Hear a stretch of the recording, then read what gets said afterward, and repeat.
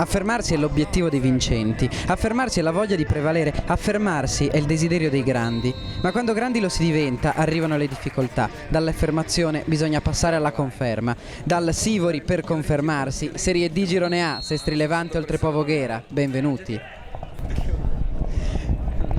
Nono minuto, ospiti subito in attacco, rimpallo vinto, tiro, respinta non perfetta di Stan Campiano che finisce sui piedi di Marjanovic che non può non sbagliare. Non perfetto il portiere rossoblù e partita in salita per i padroni di casa.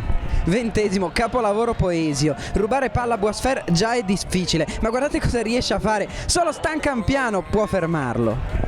32° acuto Sestri Levante, cross dal limite dell'area, palla precisa sulla testa di Firenze ma Capra si supera.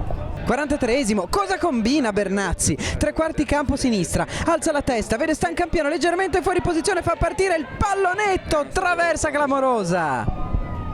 Terzo minuto del secondo tempo montato da Simone Maggi, Corsari subito arrembanti, non ci stanno a perdere il primato e si vede. Cross per Longobardi che si fa fermare da un super Capra. 16°, cross dalla tre quarti per Cocu, palla alta.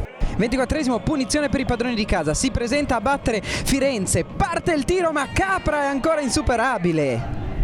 25° minuto, fallo su Besana, decisione, simulazione, episodio contestatissimo da parte del Sestri Levante, i dubbi sono molti, a voi la sentenza.